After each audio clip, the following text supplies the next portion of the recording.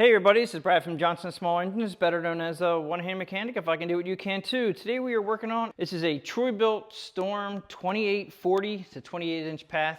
And today I'm going to show you, in my opinion, on how to install the auger belt. Now, this will apply to many snow throwers out there, and I just want to show you down where the model number is if you guys are looking for parts. Because everybody asks me for the part numbers, but you can get the wrong parts.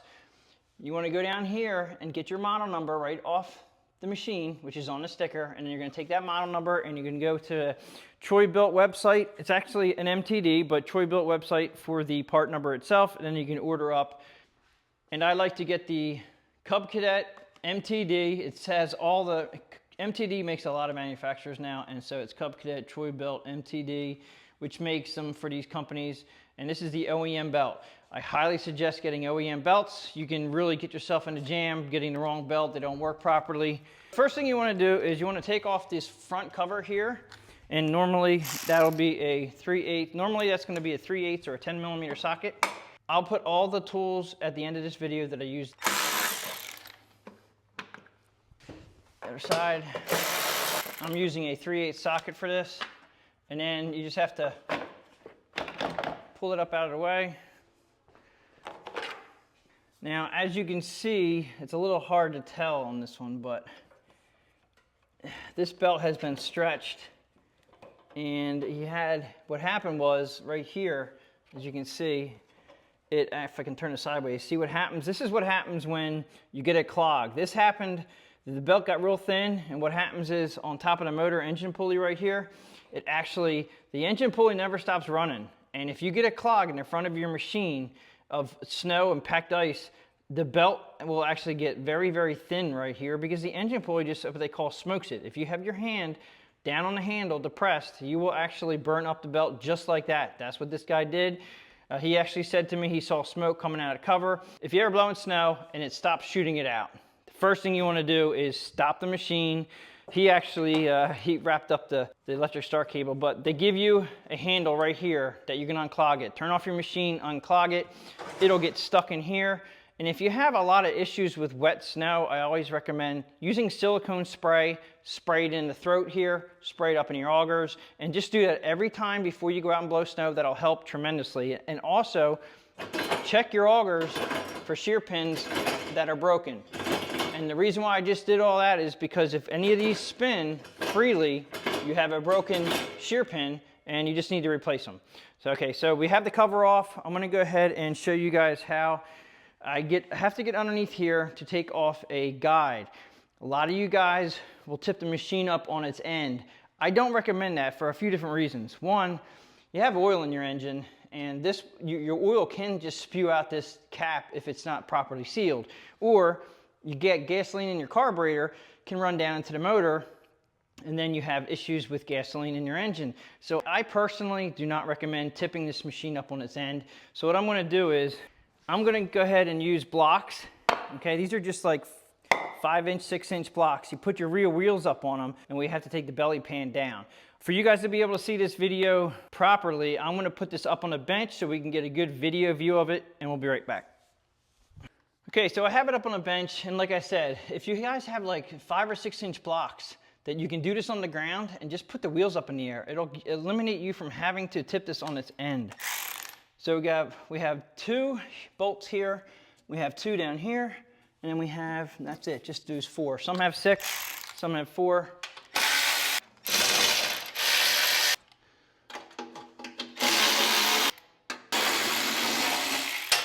Once you have them down, you just kind of have to peel this down in the front here. Sometimes it gets stuck here and you gotta pry it down with a screwdriver, but most of the time they'll just pop down, and they're very flimsy and they want to try to pop out at you, so be careful.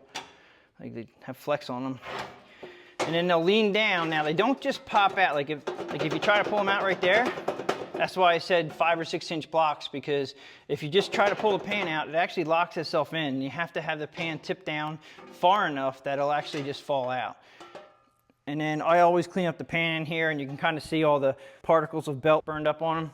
Okay, so under here, rubber, this is your transmission drive, and I'm just showing this just for you guys' sake, just so you know what this is down here. But this rubber drive disc pushes against this circular disc right here, which is constantly spinning, and then it drives your transmission. But right here is what we need to get off. Just a little guide that we have to pop out of the way just so we can get that belt out. So we're gonna go ahead and see what size they are.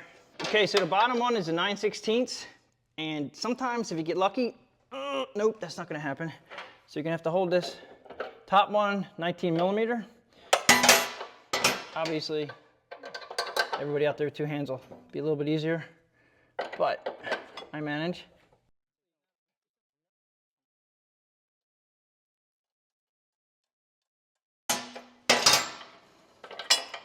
Just comes right out like that. This is basically the guide. You can actually see a little bit of wear on there, but it's just a bolt, but it works perfectly. Very simple, keeps the belt on.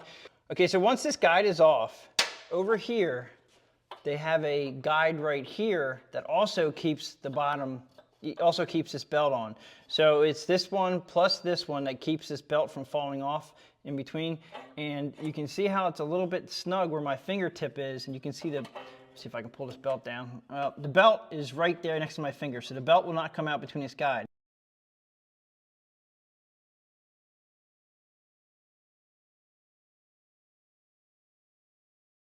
Okay, so before we take this belt off, we're going to go ahead and do two things. Now, I'm not going to split the cases. You do not need to split the cases. But there's a gap that's right here where the bolt is down there. And it's kind of hard to see, but you can make this gap in between these pulleys larger, and this is how you would do that. You're going to go over to your handle, and you can go ahead and watch this while I'm pushing the handle down. Is when I push the handle down for my drive, it actually walks that pulley back. Okay, I'm not sure if that'll show up on the video or not, but that walks it back to give us more room to get the belt in and out right there. And then I'm going to go ahead and put a clamp on the handle just to hold it down. Okay, so once you have your drive handle in the down position, you want to take the belt off the engine pulley. If it's still there, take the belt off. Now you have to engage your auger handle, which is on this side. Engage it, which will allow that guide on the other side to move out of our way. If this does not stay down with your particular model, make sure you use a clamp and hold that down. Then we're going to come back around here, and what you have to do is you have to walk the belt behind the auger pulley, and it should just walk out and up. And then you might have to turn it a little bit sideways to get that. There's that one bolt in the center. And it takes a little bit of patience, but you can walk that belt. And if you turn it sideways, sometimes you can actually go under, but I just pulled it straight up and out. So here's the old belt, and as you can see, he stood there, the engine pulley's right here, and it just wore it right out. Always use OEM belts. So you just have to go ahead and do the reversed order and try to just push it down past the bolt down there in the center. And that's what I said, sometimes you just have to turn it a little bit sideways, and that'll pass through there. And this belt's brand new, so it definitely has, there it goes. Belt's brand new, so it definitely has a little bit more meat behind it. And now we have to get it, I try to get it onto the bottom pulley first. And you can just roll it around. Okay, once we have the belt on the pulley down below, or pretty close to having it all the way under on the belt there. All right, so we're good. It's on the pulley. I'm going to go ahead and let go of the auger tension on the handle up top here, which is this one here. Now this one's locked down, so we have to take off the handle for the drive, let that up. That will put the auger pulley in the neutral position, and then you have to fish the belt to the inside of the flat part. Remember, flat part of the belt goes on flat part of the pulley. Make sure you're still on the auger drive pulley underneath, so you can just look underneath and make sure you're on that. And then when you need to put the belt on top, put it on your engine last. Now it could be on this side or it's on this side for us. And then you can roll the engine over and make sure right here, let me show you guys this. Okay, so I just saw remnants of the belt in this pulley. Make sure you check. Now this is just because it got so hot, it's stuck. Make sure, I'm gonna take this back off again. Make sure you check your engine pulley for any kind of residual belt that's been left over from it. I'm going to turn the engine over. And you can use your pull cord to turn the engine over a little bit easier. I'm just doing it by hand. And I can tell that I can feel rubber inside this engine pulley, so I'm glad I saw that. What'll happen is if you don't get this out, the belt may go on okay, but when you go to use your auger, it'll like flap around and you'll have a really bad vibration, and it's because there was leftover belt that was jammed up in your pulley. This engine pulley here is running at like 3,600 RPMs. You can imagine that belt, when it hits a bump right here, it'll put a big shake on it. And also remember to check your augers to make sure they're not bent up, and make sure your shear pins are not missing. I'm gonna go ahead and use a wire brush in here.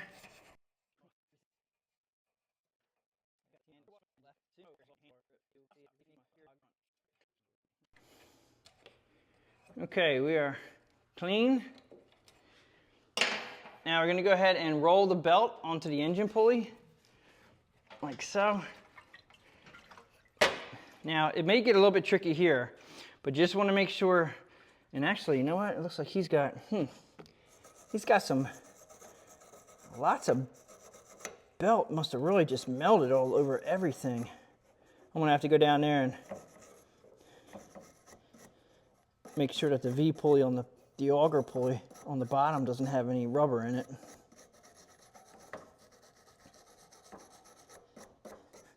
Okay, so let's check our belt on the pulley underneath. Okay, it's really hard to see, but the belt is on the pulley just fine right here. And then we have the guide over here, all right, and it's on the inside of the guide. Now we just have to put this guide right here, and then we have to bolt that in.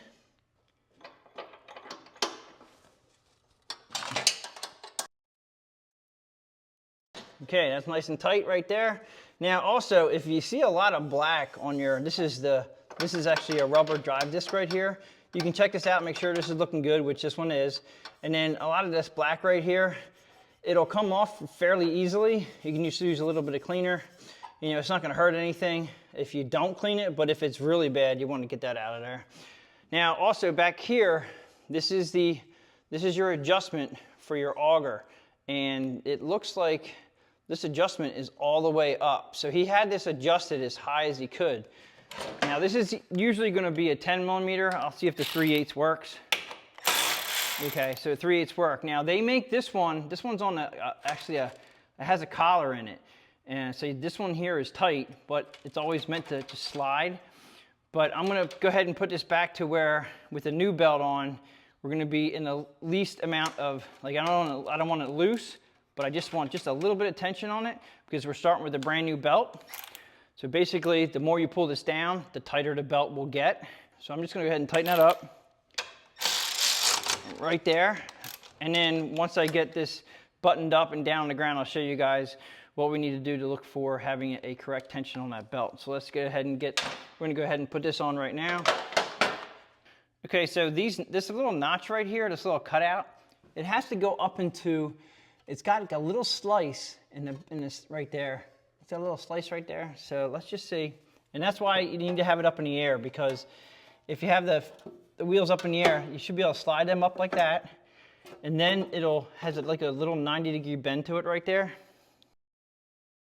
So you're just gonna go ahead and push that up, and it should just go up real easily. Then you have to push this in so it slides underneath here. And then what I do is I just tap it up like that, and then you got to get them lined up right here.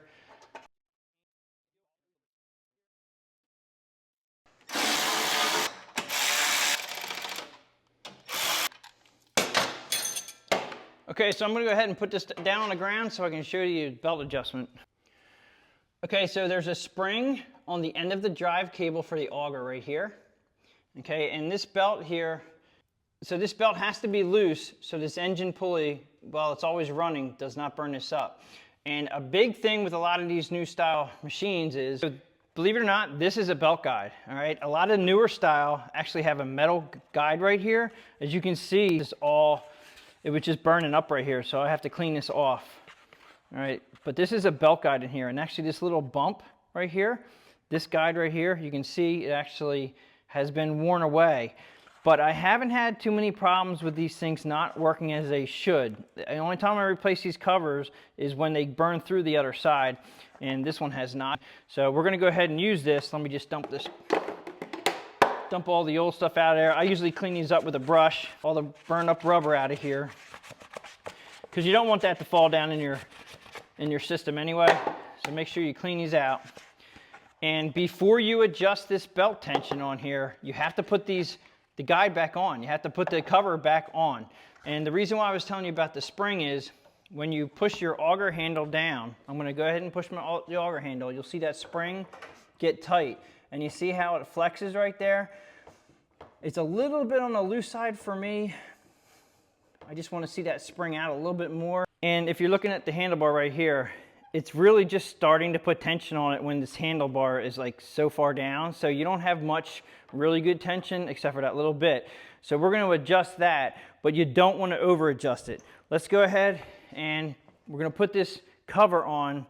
And to make this cover a little bit easier to put on, if you hold your auger handle down, it'll put tension on this belt, which will allow you to put this cover back on again. So I'm going to go ahead and we're going to pinch the handle down, put a clamp on it, and what that does is it brings this tight again, so this cover will go over easily or easier. These can be real bare to get on and off, so I've learned that by putting tension on the belt, it makes these go down so much easier. Now, I'm not going to tighten that until I get the other one in. You don't want to over tighten these because you can break the plastic. Snug them down. Okay, so at this point, I'm going to let up the auger handle. So what I'm going to do now is I'm going to tighten this up just a little bit because I didn't like the way the feel was on the handle. All right, so I'm going to go down a little bit just to put a little more tension on it.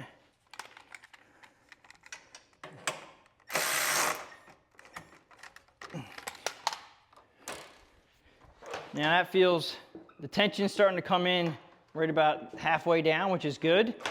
Now the big thing with this is if I over tension this, the augers will not stop spinning. So it's very important, one, that you have a belt cover that is working properly as the guide. And two, if the augers are still moving, you have to loosen up the tension on your adjustment down below. So we're going to go ahead and fire this up just to see if it is operating as it should.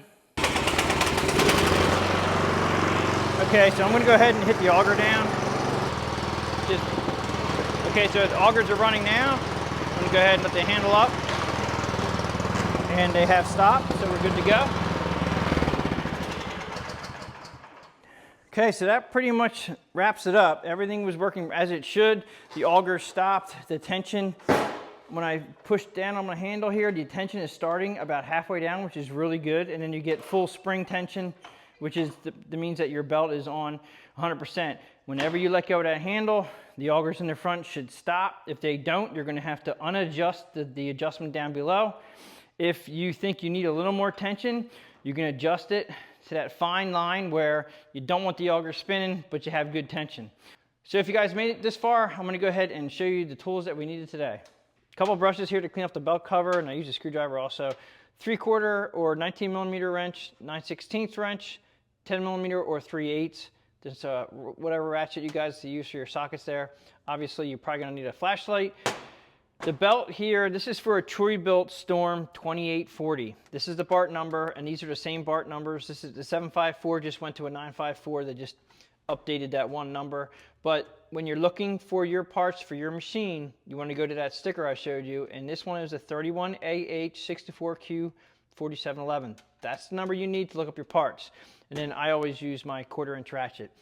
Okay, so before wrapping this up, I just want to show you guys, when you guys are out there blowing snow, if you guys have wet conditions, a lot of people complain that their snow blowers don't do well. One, use silicone spray every single time in the chute and everything, but also when you have the auger handle in a down position, I try not to ever leave that handle go up, because if you let it up, you have a good chance that the snow that's inside the augers can freeze quickly, and then you'll have a clog, hence then you'll have the problem with the belt. So if you can avoid putting your auger handle in the off position while you're blowing snow, and you'll have better luck with your belts. And silicone spray helps a lot. So just keep that in mind. But that pretty much wraps it up for how to install an auger belt on a Bilt Storm 2840. If you guys like this video, please give it a thumbs up. Please subscribe, share my channel with your friends, and I'll catch you guys on the next one.